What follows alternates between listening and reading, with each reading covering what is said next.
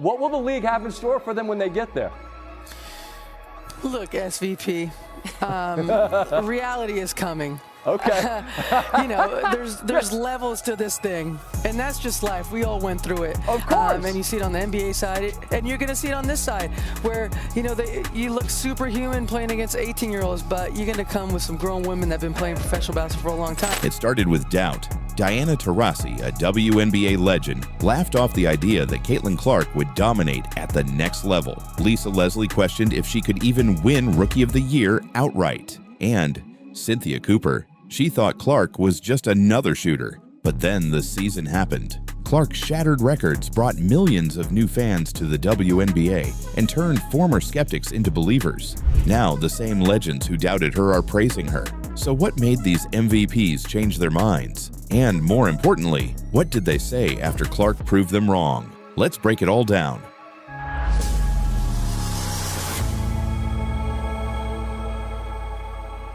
Diana Taurasi wasn't just skeptical, she was dismissive. Before Clark even stepped onto a WNBA court, Taurasi warned that reality was coming and that Clark would struggle to adjust to playing against grown women. Look, SVP, reality is coming. Okay. There's levels to this thing, and that's just life. We all went through it. Of course. And you see it on the NBA side, and you're going to see it on this side, where, you look superhuman playing against 18-year-olds, but you're going to come with some grown women that have been playing professional basketball for a long time. At the time, it seemed like just another veteran humbling a rookie, but Taurasi's words took on a new meaning as Clark started breaking records immediately. Clark's impact wasn't just about scoring. She was dictating the pace of games, setting teammates up for success, and thriving under pressure. By mid-season, Taurasi's tone changed. Instead of talking about Clark's weaknesses, she was suddenly talking about Clark's work ethic, her ability to handle pressure, and her love for the game. Taurasi even went as far as to embrace Clark post-game, offering her respect in front of the cameras. This wasn't just a small moment, it was a complete reversal. But Taurasi wasn't the only MVP to admit Clark was the real deal. Lisa Leslie made headlines when she publicly stated that Caitlin Clark and Angel Reese should share the Rookie of the Year award. That statement fueled an already heated debate between fans who believed Clark was clearly the best rookie. The whole point of the voters is that you have to make tough decisions. And I do still think the decision is tougher than you seem to think. I still stand on the fact that I think that is Caitlin Clark because of all of the things that I've mentioned before, but because people don't really do their research, I'll remind them again, because it is harder to translate as a guard right away in the league, and also because of not just the historical stuff that she's doing, but because she is so integral to what the Fever do and the idea that she is at the moment leading her team to the postseason. How you contribute to your team and what your contributions mean in terms of team success is important. And so I think that it should be Caitlin Clark as Rookie of the Year, while I still enjoy the debate for people that feel like it should be Angel Reese. And those who wanted Reese to receive equal recognition. Should there be a co-Rookie of the Year? Because Angel Reese is, of course, doing historical things with her double-doubles as a rookie, and Caitlin Clark already has set a million records and looks completely unstoppable, especially when it comes to dishing. And it feels like we are both on the same page here. No, they're not equal. It's not Rookies of the Year. It is the rookie who has had the biggest impact on their team, and it's unequivocally, and the odds are saying that it's even distancing itself even further, that it's Caitlin Clark. She is leading in all of the statistical categories as a rookie, minus rebounds.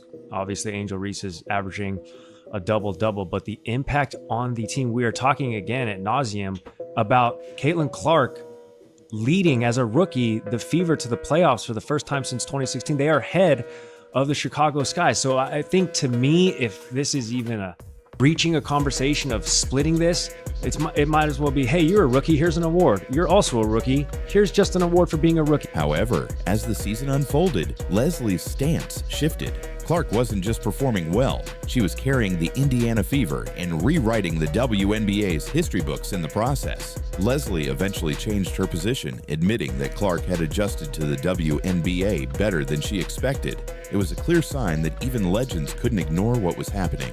Cynthia Cooper had been one of Clark's biggest question marks. She believed Clark was talented, but thought she was just another three-point shooter.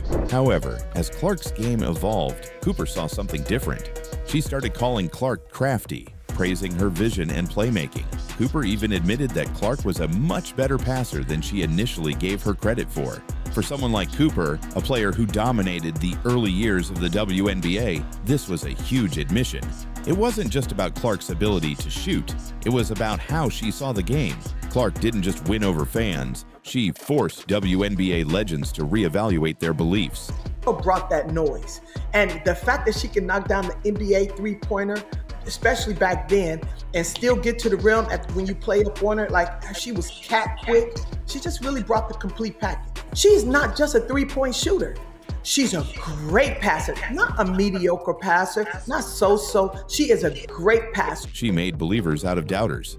And the best part? She's just getting started. 62 records. Not 6, not 10, but 62. That's how many WNBA records Caitlin Clark rewrote in her first season alone. From assists to three-pointers to all-star votes, she didn't just make history, she erased the old records and built new ones in their place. But the real question is, how did she do it? Let's break down the numbers that even Clark's biggest critics can't argue with. When Caitlin Clark stepped onto the court for her WNBA debut, expectations were sky high. But instead of crumbling under the pressure, she thrived. Her playmaking ability was immediately on display, and it didn't take long for her to start shattering records. Most assists in a single season by a rookie. Clark owns it. Most assists in a single game by a rookie? That's hers too. But she wasn't just dishing out assists. She was a scoring machine. Clark broke multiple three-point shooting records, proving that her limitless range from college translated perfectly to the pro game. And that wasn't even the most impressive part. Clark wasn't just dominating on the court, she was dominating the conversation. Her popularity reached unprecedented levels, and fans made sure the league took notice. The result? Clark received more All-Star votes than any player in WNBA history. More than Breanna Stewart, more than Aja Wilson, more than anyone, ever. Her impact was so undeniable that even WNBA veterans who once questioned her abilities had to acknowledge her greatness. Before Caitlin Clark, no WNBA rookie had ever put up numbers like this. Rookies are supposed to struggle. They're supposed to take time to adjust. But Clark? She adjusted immediately. Instead of hitting the rookie wall, she only got better as the season went on. She wasn't just breaking records, she was changing the way people viewed rookie seasons. Clark's record-breaking season does more than add numbers to her resume. It sends a message to the WNBA, to her critics, and to the fans. She's not just a great rookie, she's a generational talent. And the scary part? This is just year one. Before Caitlin Clark, the WNBA was growing, slowly. After Caitlin Clark, it exploded. More fans, more sellouts, more people watching women's basketball than ever before. And the numbers don't lie. Clark isn't just a player, she's a phenomenon. So how exactly did she turn the WNBA into must-watch television? Let's break it all down. The Caitlin Clark effect is real, measurable, and impossible to ignore. Before Clark, WNBA arenas rarely sold out. The moment she entered the league, Indiana Fever games became the hottest ticket in sports. Road games in New York, Los Angeles, and Las Vegas packed. Even teams that never struggled to sell tickets, like the Chicago Sky and Phoenix Mercury, saw Clark-related attendance spikes. And it wasn't just in-person crowds, TV numbers skyrocketed too. The Indiana Fever's debut game shattered viewership records, pulling in millions of viewers, more than some NBA playoff games. ESPN, ABC, and CBS started prioritizing WNBA broadcasts like never before. Why? Because people were tuning in specifically to watch Clark play. Veteran superstars Breanna Stewart and Candace Parker didn't hesitate to give Clark her due. Parker, who has been a face of the league for years, stated that Clark wasn't just helping the WNBA. She was changing the game of basketball, period. I think that's what she's done for the game, in general. I don't say women's basketball, I say the game of basketball, period. You want to see a show, and I think that that's the biggest thing. You always talk about Steph being a showman. I mean, this is a showman right here. Yes.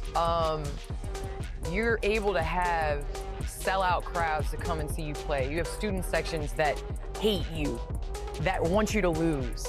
That's what sports is, and that's what competition is, and Caitlin's brought all of that and some. She compared Clark's star power to Steph Curry's influence in the NBA, saying Clark had become a must-watch attraction that fans simply couldn't ignore.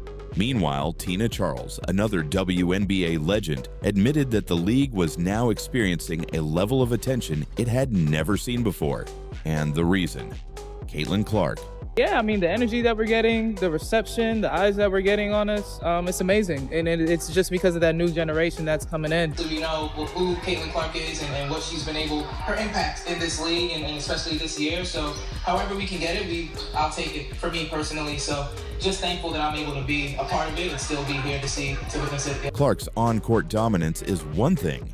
Her off-court influence is another. She's pulling in endorsement deals at an unprecedented rate, becoming the most marketable WNBA player of all time. Her jersey sales, the highest in league history. Her sponsorship deals, Nike, Gatorade, and dozens of other global brands are lining up.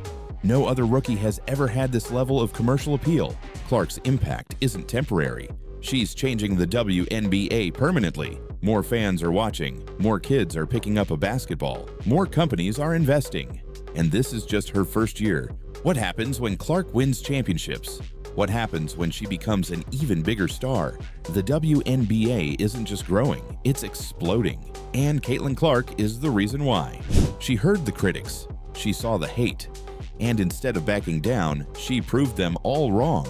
From Cheryl Swoops questioning her toughness to Jonquel Jones shutting down false narratives. Be careful when you say like the Fever fans, because I don't think it's the Fever fans. I think it's the people that wanted Caitlin Clark to be a certain type of way and they thought that she was. And so they became Caitlin Clark fans, assuming that. And then they realized like, oh no, she's actually not racist. Caitlin Clark's rookie season wasn't just about breaking records. It was about silencing doubters. So how did Clark flip the script and force even her biggest critics to respect her? Let's break it all down. Cheryl Swoops, a four-time WNBA champion and Hall of Famer, made it clear from the start she wasn't a Caitlin Clark believer. She questioned if Clark could handle the physicality of the WNBA. She suggested that Clark's popularity was overhyped. She even made backhanded comments about Clark's rise, implying that other players weren't getting enough credit. But then came Cynthia Cooper, one of Swoop's former teammates and the first ever WNBA MVP. Cooper publicly defended Clark, calling her one of the craftiest players she's ever seen. Like, oh my God. But she's so crafty. This is what people don't know about Caitlin. She's not just a three-point shooter. She's a great passer, not a mediocre passer, not so-so. She is a great passer, but also she's crafty. I saw her get the ball, lay it up on the back door cut, like they waiting for her to pop out to the three-point line. Boom, she slips back door, gets that bucket. Like, she is crafty, and she's just a rookie. She's just a rookie. That level of greatness, that level of play on a consistent basis as a rookie puts you up in the upper echelon of any league, definitely the W. She admitted that Clark wasn't just a shooter, she was an elite passer, a high IQ player, and a true game changer. This wasn't just about Clark's performance. This was a debate between WNBA legends about her legitimacy. And by the end of the season, Clark had won. Clark's critics weren't just former players. A group of online voices tried to push a false narrative, claiming that Clark was a symbol for something she never stood for. They tried to paint her as a divider. But then came Jonquel Jones, the 2021 WNBA MVP. Jones didn't just defend Clark, she shut down any attempts to use Clark's success for a negative agenda. On to Caitlin Clark and then use her as, like, I guess, like this fuel to be able to be the way that they want it to be. They want her to be the representation of their racism and you know, like their view on the world, and she's not like that. She stated plainly that Clark wasn't the player people tried to make her out to be. She was just a basketball star who deserved respect. Her words shifted the conversation, forcing people to separate Clark from the drama. And in doing so, Jones made it clear Clark belongs in the WNBA, and no one can take that away from her. Tamika Catchings, the Indiana Fever legend, steps in. Tamika Catchings is one of the greatest players in WNBA history. A WNBA champion, MVP, and Olympic gold medalist, she's seen every great player come through Indiana. And when Catchings spoke about Clark, she didn't hold back. Start off, Caitlin Clark right now, Indiana Fever, What is she doing for the WNBA? How much do you love it? Obviously, Caitlin Clark effect, being able to come in, but what I think is what she brings. Yeah. Coming from the college realm, there's a lot of great rookies that have come in. She's definitely spearheading it all. She acknowledged that Clark had transformed the Fever franchise overnight. She recognized that Clark wasn't just playing well, she was elevating the entire team. When one of the most respected Indiana Fever legends gives you that kind of praise, it's hard for critics to keep their argument alive. Clark's redemption story was never about words, it was about actions. Clark didn't clap back at critics. She didn't engage in the off-court drama.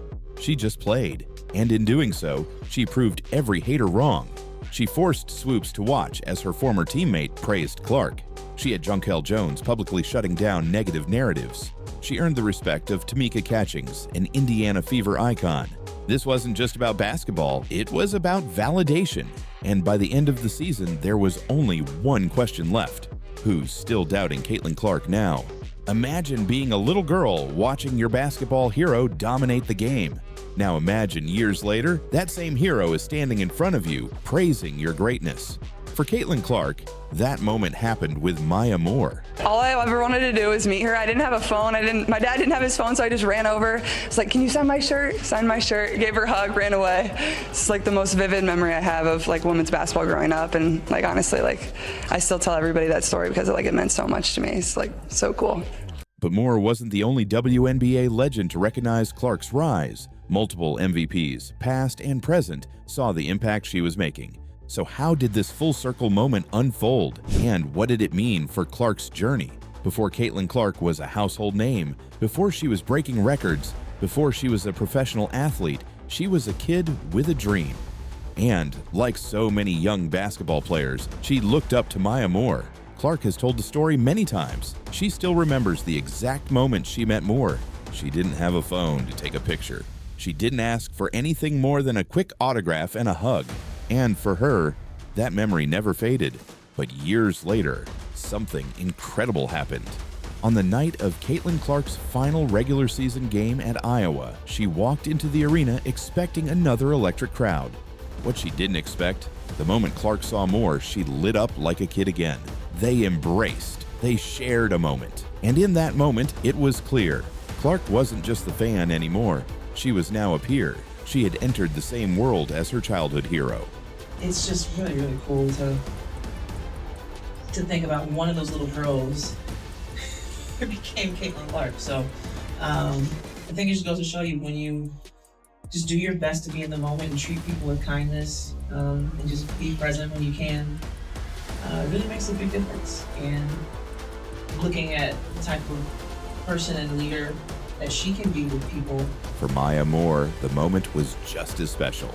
She had seen so many young girls look up to her over the years, but now, one of those little girls had grown up and become Caitlin Clark.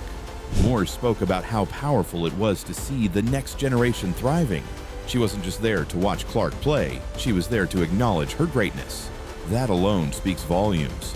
But Clark's full circle moments didn't stop with Maya Moore. Former All-Star Game MVP Erica Wheeler, a veteran in the WNBA, had a different kind of praise for Clark.